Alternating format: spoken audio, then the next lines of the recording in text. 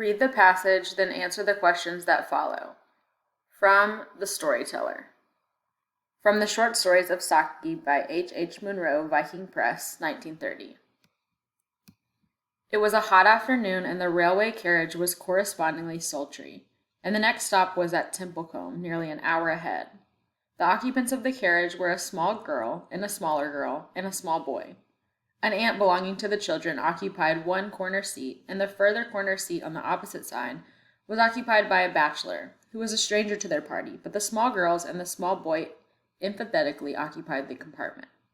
Both the aunt and the children were conversational in a limited, persistent way, reminding one of the attentions of a housefly that refuses to be discouraged. Most of the aunt's remarks seemed to begin with "don't," and nearly all of the children's remarks began with "why?" The bachelor said nothing out loud. "Don't, Cyril, don't," exclaimed the aunt, as the small boy began smacking the cushions of the seat, producing a cloud of dust at each blow. The frown on the bachelor's face was deepening to a scowl. He was a hard, unsympathetic man, the aunt decided in her mind. The smaller girl created a diversion by beginning to recite On the Road to Mandalay. "Come over here and listen to a story," said the aunt, when the bachelor had looked twice at her and once at the communication cord. The children moved listlessly toward the aunt's end of the carriage. Evidently, her reputation as a storyteller did not rank high in their estimation. She began an unenterprising and deplorably uninteresting story about a little girl who was good, and made friends with every one on account of her goodness, and was finally saved from a mad bull by a number of rescuers who admired her moral character. "Wouldn't they have saved her even if she hadn't been good?" demanded the bigger of the small girls. It was exactly the question that the bachelor had wanted to ask. "Well, yes," admitted the aunt lamely, "but I don't think they would have run quite so fast to help her if they had not liked her so much." "It's the stupidest story I've ever heard," said the bigger of the girls with immense conviction. "I didn't listen after the first bit, it was so stupid," said Cyril. "You don't seem to be a success as a storyteller," said the bachelor suddenly from the corner. The aunt bristled in instant defense at this unexpected attack. "Perhaps you would like to tell them a story," was the aunt's retort. "Tell us a story," demanded the bigger of the small girls. Communication cord, a chain or cord that a passenger can pull to stop a train in an emergency.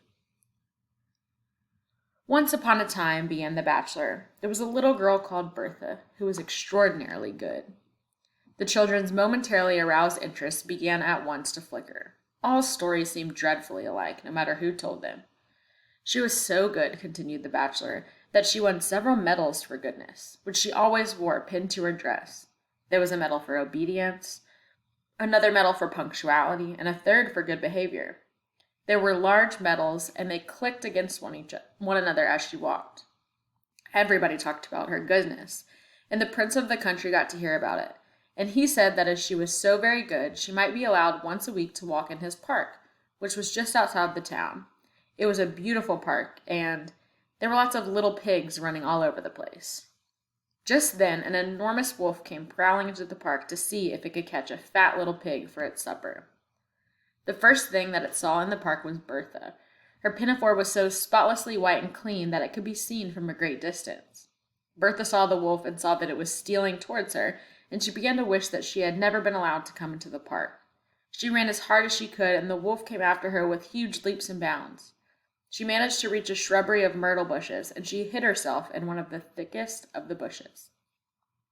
Bertha was trembling very much at having the wolf prowling and sniffing so near her, and as she trembled, the medal for obedience clinked against the medals for good conduct and punctuality. The wolf was just moving away when he heard the sounds of the medals clinking and stopped to listen. They clinked again in a bush quite near him. He dashed into the bush, his pale gray eyes gleaming with ferocity and triumph, and dragged Bertha out and devoured her to the last morsel.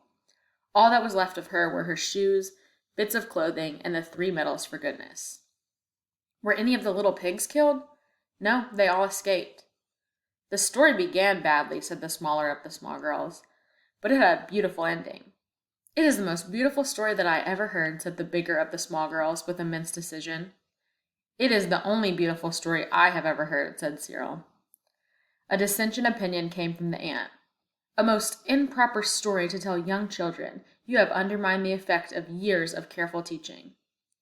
At any rate, said the bachelor, collecting his belongings, preparatory to leaving the carriage, I kept them quiet for 10 minutes, which was more than you were able to do.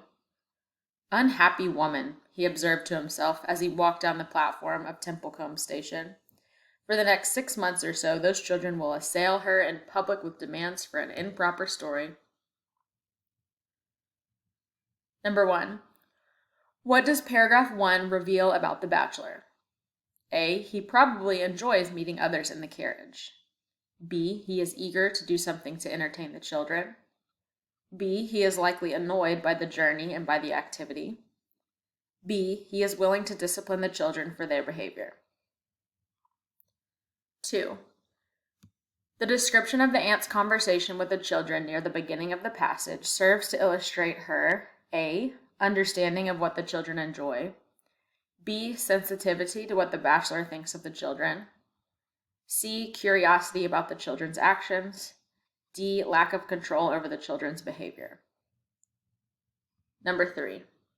Which statement best reflects one of the central themes in the passage? A. What is proper is not always what is the most interesting. B. Children have a way of understanding what is best for them. C. Goodness is almost always rewarded with kind actions. D. Children should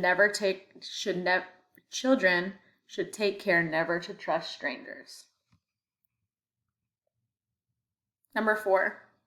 Read the sentence from the passage. She began an unenterprising and deplorably uninteresting story about a little girl who was good, and made friends with everyone on account of her goodness, and was finally saved from a mad bull by a number of rescuers who admired her moral character. Based on the passage, what does the word deplorably most likely mean?